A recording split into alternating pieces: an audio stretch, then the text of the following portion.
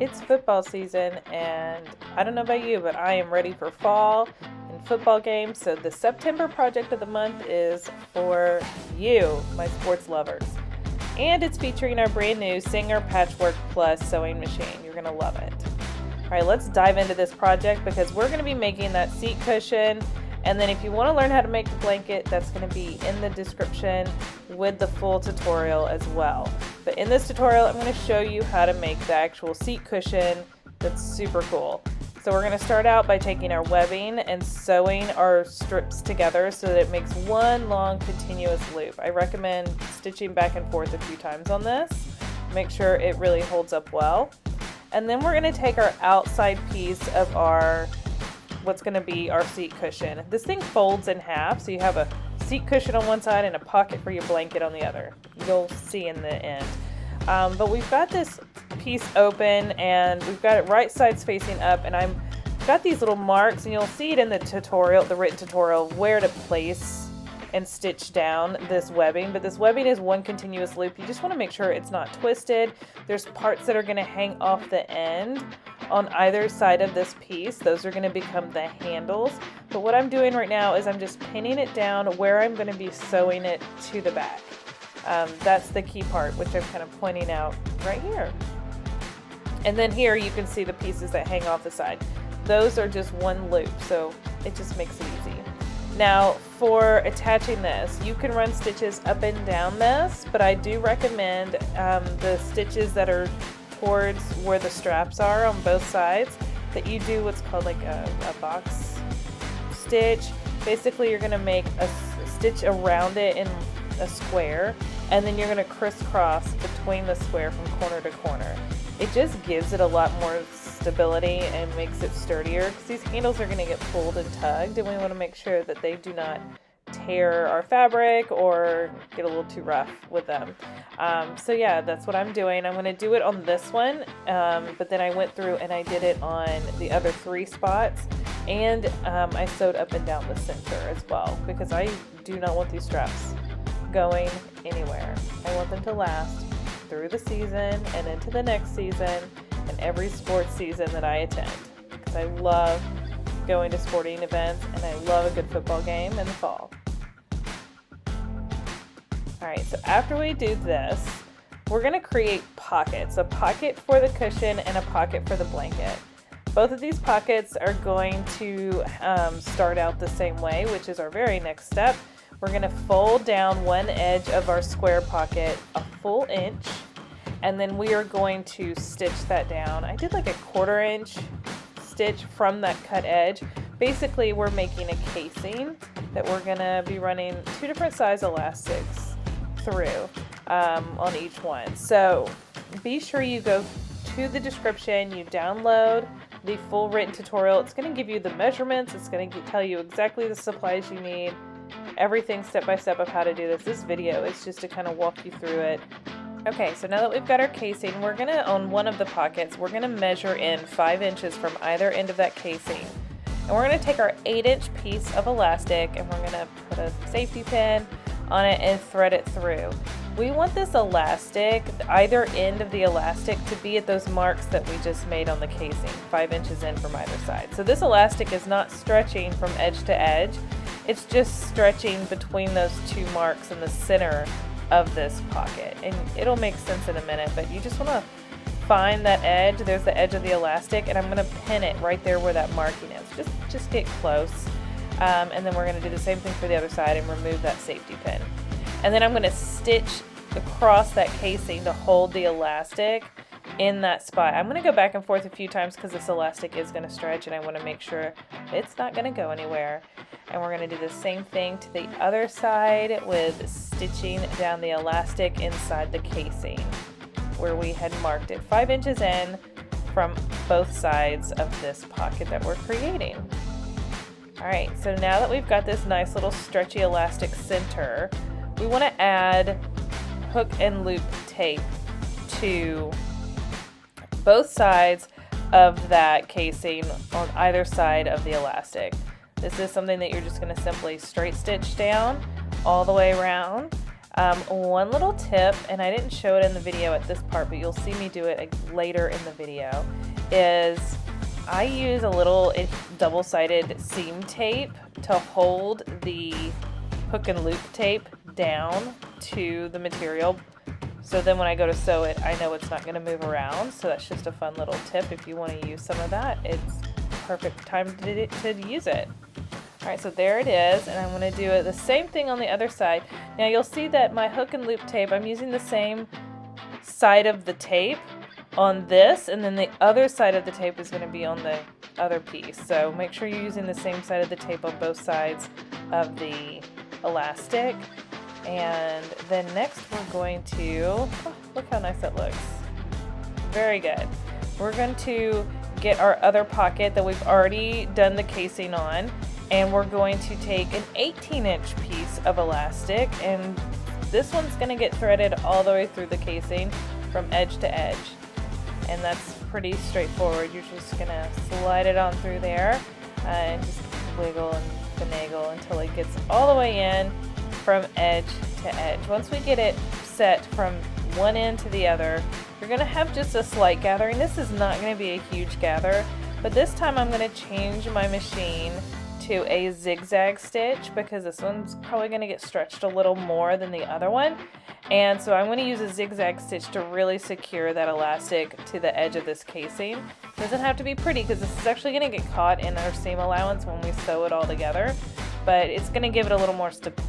Alright, now we're back over to our main outside piece, and we're going to flip it over so that the wrong side is facing up, and we need to attach the other side of the hook and loop tape. Here you're going to see me using that little trick I mentioned earlier with the double-sided adhesive seam tape. This is just a fun little trick. I also use it for like zippers and so many other things to just hold it in place. I still did one little pin just so it wouldn't shift, but this one is getting measured to fit in a certain spot. So again, reference the full tutorial in the description so that you can know exactly where to place the hook and loop tape. And then we're going to go back to the machine and we're going to sew both of these down. Now before I do that, I'm going to change my thread because this time I'm sewing this hook and loop tape to the outside, which I want to switch to a black thread so you don't see the stitches, because if I use that gold yellow for the outside, it would be really noticeable. So I'm just taking a second to change my thread. It's those little attention to detail moments that really can make your project look more finished and polished just by taking a few minutes to change out your thread. And on the brand new Singer Patchwork Plus, it's really easy to change the thread and change a stitch. And if you've noticed, this whole time I've been sewing with the extension table attached to it, which has given me extra space to really spread out my project and have better visibility and control of my materials. And it does come with the machine, which is a fun feature. So here I am stitching through the hook and loop tape just like I did before, but this time you saw me just kind of finagle what's underneath, and that is the straps, that webbing that we attached already. You're going to probably sew over part of that. You just want to make sure it's not twisted, it's not shifted when you're doing that. You want to make sure that it's laying nice and flat, so when you sew the hook and loop tape on, it's not going to mess anything up on the other side of what's going to be the outside of our bag that's going to be holding our blanket. And here's a little close-up. It does a great job sewing it, and you can see my little zigzags from stitching down my webbing earlier on the outside. All of this is going to get hidden, so it's totally fine. And once we're done with attaching this, it's time to start adding our pockets that we already created. So this is really coming together very quickly. Now I've got my outside piece laid down right side up, and you see me folding in the straps because I do not want to sew over the straps. I want them to stay where they are, and so we're going to fold them in, and we're going to lay our pockets down right sides together to our outside piece. And I'm using clips to clip this all the way around the edge, and you're going to kind of have to tug. Remember, we've got elastic on both sides of these pockets, so they're going to kind of pull a little bit, and that's fine. Just want to make sure your edges still line up, and we're going to do the same for the other one. Now when you're placing these pockets, one has the hook and loop tape, so you want to make sure that that pocket goes on the same side that has the hook and loop tape on the outside piece that we just sewed on. That's the key thing. I feel like that's the one area where someone might sew the pocket to the wrong side. And if so, that's why we have seam rippers and we all make mistakes. It's okay. But I'm just pointing it out so you don't make that mistake. And now we're going to go around and stitch this whole thing down all the way around. Really simple. You want to pivot at those corners nice and sharp because we're going to be top stitching this next. But once you get all the way around your entire piece, it's time to turn it right side out. And those handles that we didn't sew are now easy to pull everything right side out. And I use this fun little, I call it the corner turner tool. It has a name. I never can seem to remember it, but it's just a plastic tool that helps push the corners out to get nice sharp square corners. I also find it really helpful for pressing and running along the seams so that it just helps it make it easier for when I go to top stitch. And you can also give this a good press before you top stitch as well. But once I get all my corners pressed out, that's the next step we're going to do.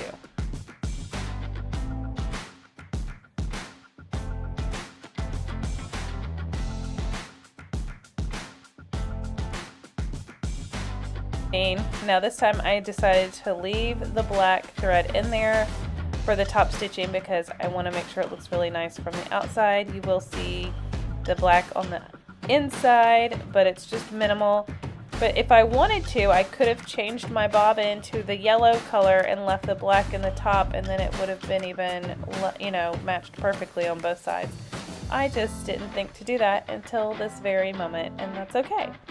So as you see, I'm going to go top stitch all the way across. This is that little space between the pockets here, and that edge is getting folded under and top stitched down as well, so it looks completely seamless all the way across there. So just take your time to go over those bulky areas, especially those seams where we had like the elastic and the hook and loop tape and all of that. So you're going to make your way all the way around this entire piece, again avoiding the handles. You're going to keep those handles out of the way. We want them to be a little loose at the top.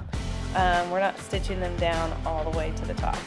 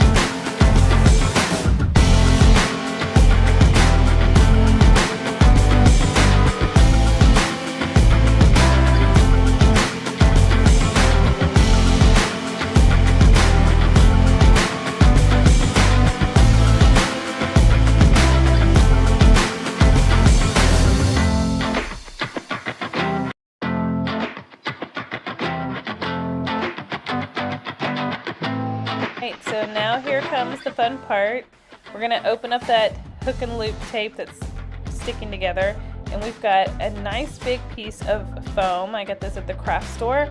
It's 2 inches thick, and I cut it down to be 16-inch square, and I am stuffing this into the pocket that has the elastic in the middle with the hook and loop tape on both sides. The reason we did it this way and not just sewn it into it and closed it with stitches is because this is going to be outside. This is going to be kind of taken all over. It's going to get dirty. So if you take the hook and loop tape and pull it apart, you can take that cushion out and throw this whole project in the wash and then stuff it right back together. Now the other side is a pocket. Okay, so the other pocket is for a blanket. And you see here I made a matching blanket for this seat cushion, and it's another flannel blanket. It's quilted. I did a little embroidery design on it with a football helmet. Super cute. I love that it matches, and I'm going to put it right into my other pocket. If you want to learn how to make a blanket like this, it is included in the written tutorial, which is again in the description, so be sure to check out that link. Now this whole thing perfectly folds up, and you've got handles, and you're ready to take it on the go. Ready to go to the game.